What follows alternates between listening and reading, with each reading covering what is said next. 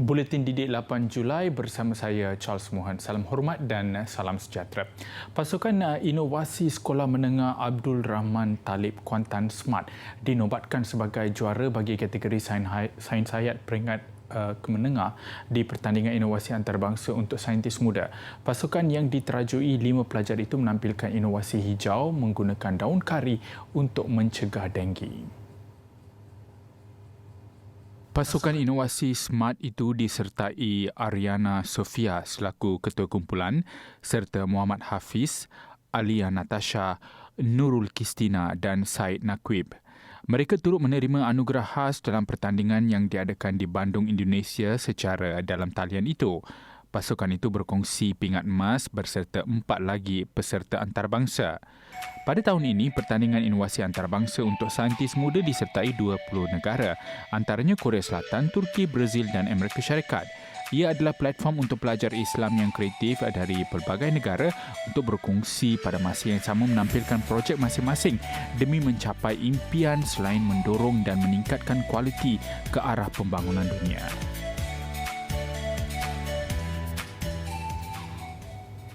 Sebagai langkah mewujudkan suasana pembelajaran yang menyeronokkan ketika PDPR, seorang guru kreatif menggunakan boneka anak patung dalam teknik pengajaran pemulihan 3M iaitu membaca, menulis dan mengira. Pendekatan itu ternyata memberi suasana pembelajaran yang unik bagi mengelakkan pelajar merasa jemu apabila mengikuti sesi pembelajaran PDPR. Bagi guru pemulihan khas Vidya Wayuni Abdul Kamis, pendekatan itu digunakan untuk berinteraksi dan mendidik anak muridnya yang dikenal pasti memiliki tahap penguasaan yang rendah seperti tidak pandai membaca dan mengenal huruf. Guru Sekolah Kebangsaan Indah Sabah Tawau itu dapat melihat peningkatan ketara murid yang menyertai PDPR sewaktu dia menggunakan kaedah itu. Dan murid-murid pemulihan ini ke dalam program pemulihan khas adalah dengan melalui beberapa proses lah. Pertama sekali, murid-murid ini akan dicalonkan terlebih dahulu oleh guru subjek ataupun guru kelas. Okey, itu pun setelah berada di dalam kelas tahun 1 selama lebih kurang 6 bulan ataupun pada semester yang pertama. Kemudian sekiranya murid-murid itu tidak dapat melepasi tahap penguasaan yang sepatutnya, selalunya kepada tidak pandai membaca lah ataupun tidak kenal huruf, maka murid-murid ini akan dicalonkan ke program pemulihan khas. Sekolah Kebangsaan Indah Sabah mempunyai seramai 40 murid yang mengikuti program pemulihan khas terdiri daripada tahun 1 sehingga tahun 4. Selain masalah talian yang tidak konsisten, Cikgu Widya turut menghadapi kengkangan dalam sesi PDPR apabila ada murid tidak memiliki atau berfungsi peranti. Bagaimanapun, di sebalik kengkangan itu, mereka masih dapat mengikuti kelas melalui pemberian modul pembelajaran. Jumlah murid pemulihan khas yang berada di SK Indah Sabah telah dapat dikurangkan. Daripada jumlahnya 66 orang, telah berkurang kepada 32 orang pada awal tahun Januari. Widya yang berkelulusan ijazah sarjana muda bidang pemulihan menganggap mengajar pelajar luar bandar adalah satu cabaran. Bagaimanapun dia sentiasa berusaha menambah ilmu untuk memastikan pelajar didikannya berjaya menguasai 3M sebagai asas pendidikan. Lepas tu yang ini dia campur budaknya. Ini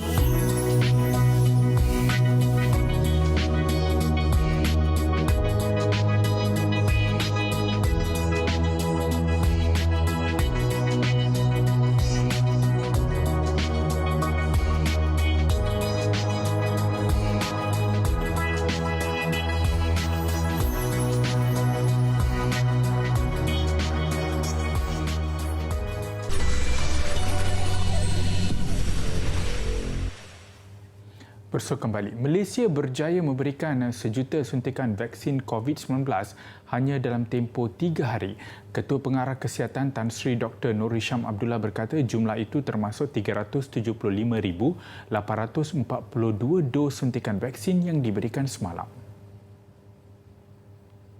Perkara itu dimaklumkan Tan Sri Dr. Nur Hisham menerusi hantaran di Twitternya.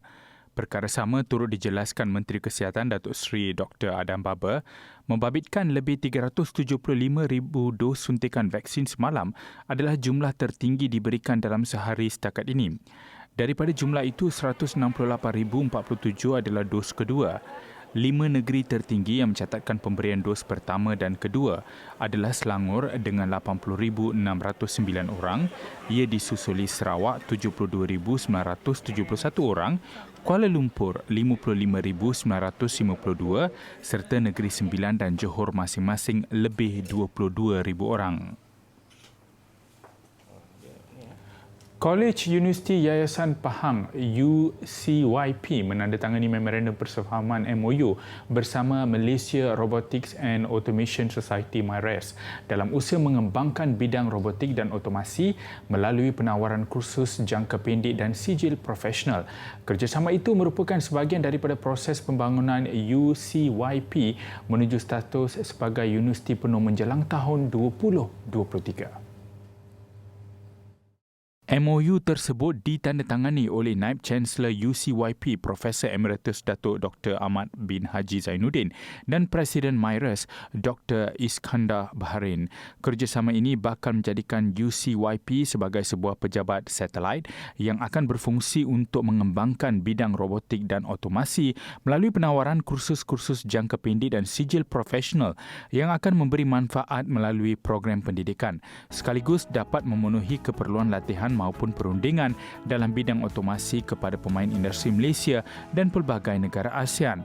Kerjasama ini juga bakal meletakkan UCYP sebagai jenama global dalam bidang robotik dan AI atau kecerdasan buatan. Pusat satelit MyRes UCYP ini dijangka akan memulakan operasinya bulan ini.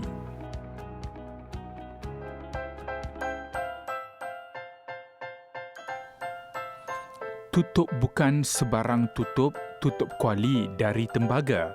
Hidup bukan sebarang hidup, hidup berbudi, matinya mulia.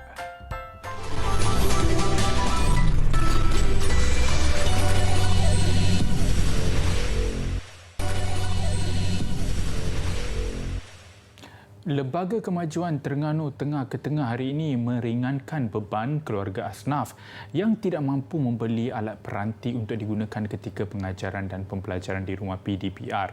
670 unit peranti komunikasi atau tablet diagihkan kepada pelajar yang menetap dan bersekolah di wilayah Ketengah dan 230 unit lagi diberi kepada mereka yang tinggal di luar wilayah agensi itu. Pelajar yang terpilih menerima sumbangan itu menzahirkan rasa syukur selepas berdepan dengan kepayaan untuk mengikuti PDPR kerana tidak mempunyai peranti atau alat komunikasi. Terima kasih sebab bagi saya tablet ni, saya sangat bersyukur lah. Terima kasih banyak. So tablet ni macam mana? Boleh macam dengan ada tablet ni? Dengan ada tablet ni, saya boleh belajar bersungguh-sungguh lah. Terima kasih. Selama ni saya belajar guna telefon mak je. Lepas tu ni dah dapat tablet ni, bolehlah berkongsi dengan adik-adik untuk belajar. 900 peranti itu diserahkan oleh pengurusi Ketengah, Senator Datuk Razali Idris. Okey, sasaran kita sebenarnya dalam wilayah Ketengah. Sasaran kita satu family mesti ada satu tablet. Itu sasaran Ketengah. Selain daripada kita bantuan daripada kerajaan negeri, kita akan membantu sedikit sebanyak supaya setiap keluarga sekurang-kurangnya satu tablet mesti ada. Mungkin kerajaan negeri pun berwawasan yang sama. Tapi pada kita, untuk wilayah kita, insya-Allah kita akan laksanakan tugasan ini. Majlis penyerahan sumbangan berlangsung di Pejabat Pendidikan Daerah Marang secara pandu lalu. Turut hadir Pengurus Besar Ketengah Tengku Ahmad Nazri Tengku Musa. Warga asing berbahasa Melayu tidak asing lagi di Malaysia. Namun lebih unik apabila mereka mampu menguasai logat negeri di negara ini. Dua individu berasal dari Tajikistan dan Syria ini berkongsi pengalaman mempelajari bahasa Melayu terutamanya dialek utara. Abdul Loeva Sabrina Habibul Loevna berasal dari Tajikistan, mula berada di Malaysia sejak berusia 8 tahun. Mengakui kesukaran berkomunikasi dengan rakan lain berikutan tidak fasih berbahasa Melayu dan Inggeris menjadikan Sabrina nekat mendalami bahasa kebangsaan. awal-awal mai tu memang nak kata cakap jangankan bahasa Melayu, bahasa Inggeris pun tak boleh langsung. Inggeris pun sikit pun saya tak boleh sebab memang saya mai kecil tu memang dah saya cuma tahu bahasa saya sendiri je. So masa awal-awal mai tu ayah saya dengan mak saya tolonglah mak saya ajar bahasa Inggeris, ayah saya tolong ajar bahasa Melayu sikit-sikit sampai dah boleh masuk sekolah. Bila dah masuk sekolah memanglah budak-budak semua pelik lah sebab tiba-tiba tengok macam ada orang putih apa ni kan. Abdul Kadir Ahmad Bawa Dikji ketika menyambung pengajian di Universiti Sains Malaysia Pulau Pinang mempelajari dialek utara bagi memudahkan komunikasi dengan orang tempatan. Dialek utara dipelajarinya melalui rakan serta keluarga angkat. IP hospital kan, sebab kami Medan kena pergi hospital. Yeah. So lepas tu IP hospital ada macam mak angkat. So hi ma, kalau dia tengok saya. dia matron Aziza. So and ada matron Paramis. Semua macam tolong and Dato' Ali. Semua macam dok tolong saya lah masa saya buat projek saya ke sana. So masa tu kena cakap dengan orang bersakit. So kalau susah nak cakap bahasa orang putih, susah orang nak faham. So lepas tu macam ajak sikit-sikit, belajar sikit-sikit. Boleh lah. Kedua-dua mereka mengakui berdepan pengalaman lucu apabila terdapat orang tempatan terkejut dengan kebolehan mereka bertutur logat tempatan. Situasi kalau macam orang terkejut tu memang selalulah, sekarang pun masih lagi terjadi. Tapi kalau nak kata yang macam saya dengar orang cakap tak baik pasal saya dalam bahasa belakang saya dalam bahasa Melayu, lepas tu saya counter balik, saya cakap dalam bahasa Melayu, kenapa? Setakat ni tak pernah lah, tapi cuma yang dengar tu macam apa, orang kata tengok orang putih macam tu je lah. Lepas tu saya macam contoh kat kedai ke apa kan, ataupun kalau pernah banyak kali kat kedai makan nak beli kedai makan tom yum kan biasanya. Tom yum juga lah. Ya, saya suka tom yum. So saya pergi tu diorang akan macam ni lah, macam ni, hang pergilah, aku tak tahu cakap English, Lepas tu sekali mai depan saya cakap macam ni, terkejut lah, kata lah boleh cakap Melayu rupanya.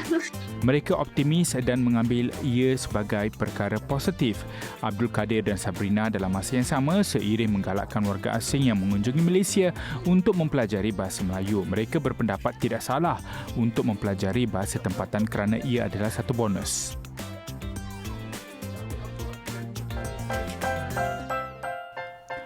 Putih kapas boleh dilihat, putih hati berkeadaan. Maksudnya, kejujuran seseorang hanya dapat dilihat pada tingkah laku atau perangainya sahaja.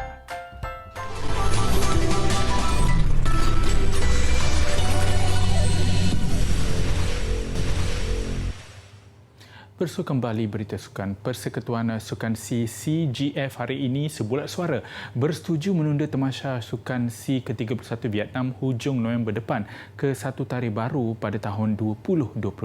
Perkara itu disahkan Majlis Olimpik Malaysia MOM menerusi kenyataan rasmi penundaan petang tadi. Keputusan penundaan itu dicapai selepas mesyuarat Persekutuan Sukan C CGF bersama 10 negara bersetuju dengan keputusan terbaru itu. Buat masa ini mereka masih lagi belum mendapat keputusan daripada pihak kerajaan.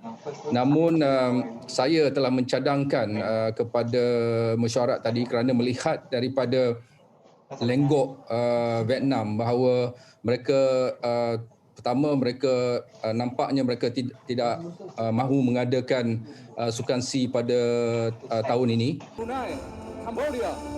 Sehubungan itu, CGF memberi masa 10 sehingga 14 hari kepada penganjur Vietnam untuk kembali dengan tarikh baru yang akan dipersetujui pada tahun 2022. Bahang saingan atlet negara ke Sukan Olimpik Tokyo kian membara dengan skuad pelayaran menjadi kumpulan pertama kontingen Malaysia berlepas ke Jepun, iaitu menjelang tamasya yang berlangsung pada 23 Julai sehingga 8 Ogos ini. Skuad pelayaran yang dibarisi 4 atlet dan 3 jurulatih berlepas ke Tokyo menaiki pesawat Malaysia Airlines pada jam 9.50 pagi tadi di lapangan terbang antarabangsa Kuala Lumpur KLIA. Cabaran negara akan diketuai Khairul Nizam Muhammad Effendi bagi acara laser lelaki. Selain Nur Syazrin Muhammad Latif, laser wanita, Nur Aisyah Jamil dan Juni Karima Nur Jamali dalam acara International 470 pada Tamasya Olimpik nanti. Turut mengiringi perlepasan mereka ialah Ketua Pengarah Majlis Sukan Negara MSN, Datuk Ahmad Syafawi Ismail, Presiden Persatuan Pelayaran Malaysia MSA, Datuk Kamaruzaman Abu Kasim dan Ketua Pegawai Operasi Malaysian Airlines Berhad, Ahmad Lukman Muhammad Azmi. 3 hari kuarantin akan berlaku di sana, di mana mereka tidak boleh berjumpa dengan tim lain ataupun pasukan lain. Makan pun dimaklumkan makan pun berasingan. Jadi pihak Tokyo Organizing Committee telah pun setkan dia peraturan, jadi kita just follow aja. Acara pelayaran dijadualkan berlangsung pada 25 Julai sehingga 4 Ogos. Skuad pelayaran negara berlepas awal bagi membuat persiapan logistik, latihan dan paling penting membiasakan diri dengan cuaca dan persekitaran di venue. Seterusnya ke bola sepak Liga Juara-Juara Asia, Wakil Tunggal Negara Johor Darul Tazim JDT menamatkan kempen dengan menduduki tangga ketiga kumpulan G selepas seri tanpa jaringan menentang kelab Thailand Ratchaburi FC. Seharusnya JDT di depan pada minit yang ke-7, namun percubaan Syafiq Rahim gagal menepati sasaran. Kelekaan benting juga kerap mencemaskan JDT. Mujur Farizal Marlias dalam prestasi terbaik menafikan asakan Ratchaburi. Aksi berbalas serangan berterusan selepas rehat, namun kedua-dua pasukan buntu mencipta jaringan. Pada satu lagi pertemuan kumpulan G, kelab Jepun Nagoya Grampus gagal mencatat kemenangan bersih 6 perlawanan berdepan wakil Korea Selatan Pohang Steelers. Nagoya di depan pada minit yang ke-51 menerusi Naoki Maeda. Namun 2 minit sebelum permainan tamat, Boris Tashji menghukum kesilapan pertahanan Nagoya untuk gol penyamahan Pohang. Dengan 11 mata, Pohang masih berpeluang untuk mengiringi Nagoya ke fasa kalah mati selaku 3 pasukan di tangga kedua terbaik, manakala JDT akur di tangga ketiga cuma mampu mencipta 1 kemenangan. England akhirnya menamatkan penantian untuk ke aksi final sejak bergelar juara Piala Dunia 1966. Skuad The Three Lions mara ke perlawanan akhir Euro 2020 selepas menundukkan Denmark 2-1 dan bakal membuat perhitungan menentang Itali pada Isnin ini untuk penentuan juara. Stadium Wembley yang menjadi kebanggaan England dibanjiri lebih 66,000 penyokong, iaitu jumlah terbesar acara sukan di Britain sejak 16 bulan yang lalu. Harry Kane selaku Kapten England memburu tiket sulung final Euro, manakala Simon Kjær mengetuai Denmark cuba mengulangi kejayaan muncul juara 1992. Dan Denmark terlebih dahulu di depan menerusi sepakan percuma Mikkel Damsgaard pada minit yang ke-30 yang menewaskan kekebalan penjaga gol Jordan Pickford yang belum pernah bolos dalam 6 perlawanan. Bagaimanapun, 9 minit kemudian kedudukan kembali seimbang susulan Kjær tertampan bola ke gawang sendiri apabila cuba menghalang hantaran lintang Bukayo Saka. Perlawanan berlarutan ke masa tambahan dan kekasaran ke atas Raheem Sterling pada minit yang ke-103 menghadiahkan sepakan penalti buat England. Sepakan Kane berjaya ditampan Kasper Schmeichel, namun bola kembali kepada Kane yang pantas menolak masuk untuk gol kemenangan England.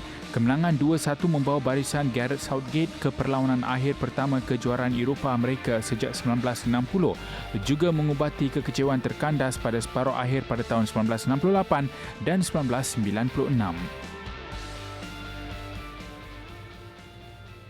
Visual luncur air hydrofoil mengakhiri paparan buletin Didi malam ini. Saya Charles Mohan. Salam hormat, salam ceria dan kita jumpa lagi.